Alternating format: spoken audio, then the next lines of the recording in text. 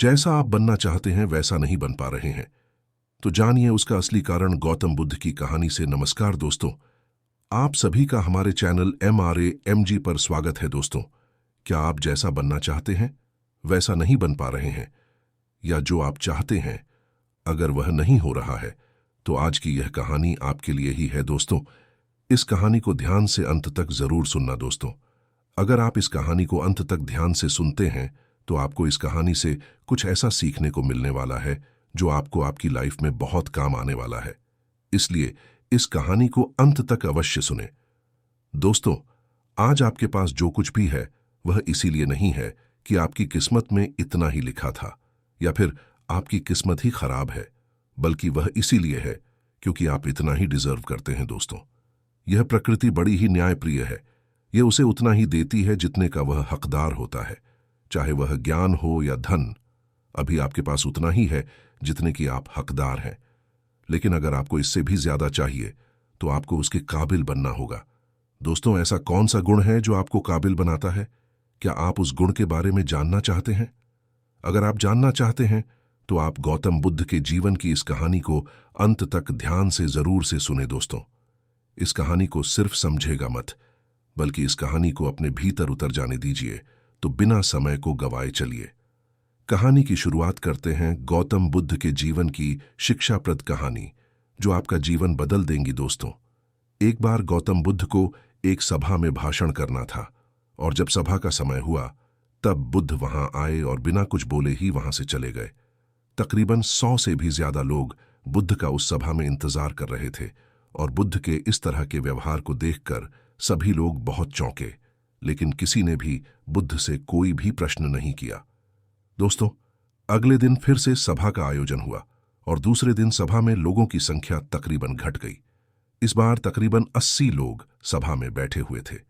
बुद्ध सभा में आए, लेकिन इस बार भी बुद्ध ने वही किया, यानी बुद्ध इस बार भी आए और बिना कुछ बोले ही वहां से चले गए। लोग दोबारा से चौंके, लेकिन किसी ने भी बुद्ध से कोई प्रश्न नहीं किया। अगले दिन सभा का आयोजन फिर से किया, लेकिन इस बार सभा में लोगों की संख्या और घट गई। इस बार सभा में केवल 50 लोग ही आए हुए थे। बुद्ध सभा में फिर से आए और उन्होंने इधर उधर देखा और बिना कुछ बोले ही सभा से चले गए। उसके बाद कुछ लोग क्रोधित भी हुए, क्योंकि लोगों ने अपना काम छोड़ छोड़ कर आए हुए थे, लेकिन किसी ने भी बुद्ध से कोई प्रश्न नहीं किया। अगले दिन फिर से सभा का आयोजन हुआ।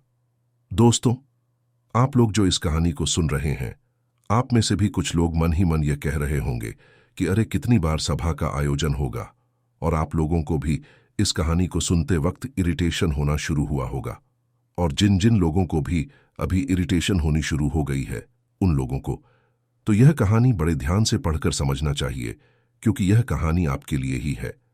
अगले दिन फिर से सभा का आयोजन हुआ, लेकिन इस बार सभा की संख्या और ज्यादा घट गई थी, यानी इस बार सभा में सिर्फ 30 लोग ही थे। फिर उसके बाद बुद्ध सभा में आए, मुस्कुराए, और फिर से बुद्ध ने वही किया, यानी बिना कुछ बोले ही वहां से चले गए।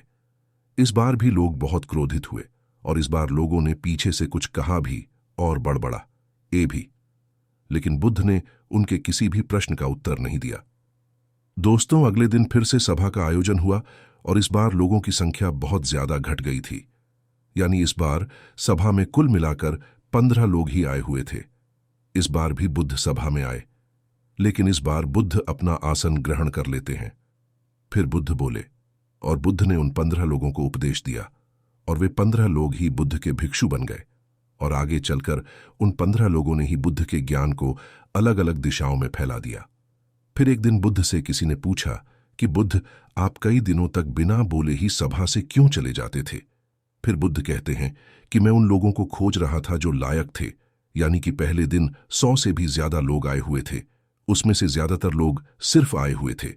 उन्हें मेरे उपदेश से कोई भी मतलब नहीं था, वे बस आ गए थे, और उसमें से ज्यादातर लोग सिर्फ देखने और सुनने आए हुए थे कि सभा में क्या होता है।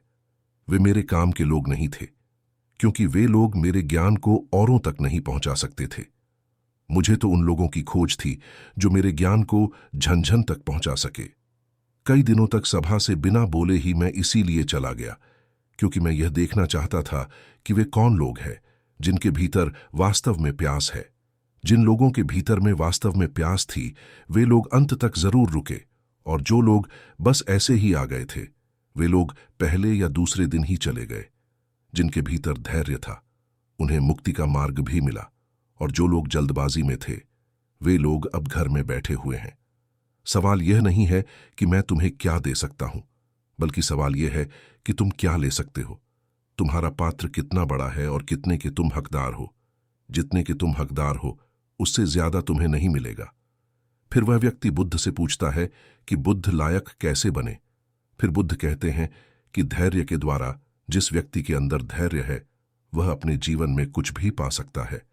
सभा में जितने भी लोग आए हुए थे, और उसमें से अंत तक वही रुके जिनके अंदर धैर्य था। चाहे तुम्हारे जीवन में तुम्हारा लक्ष्य जो कुछ भी हो, लेकिन तुम बिना धैर्य के सफलता के चरम तक नहीं पहुंच सकते। फिर वह व्यक्ति बुद्ध से पूछता है कि कोई व्यक्ति अपने भीतर के धैर्य को कैसे बढ़ाए। बुद्ध कहते हैं कि निरंतर अभ्यास के द्वारा हम अपने भीतर के धैर्य को बढ़ा सकते हैं।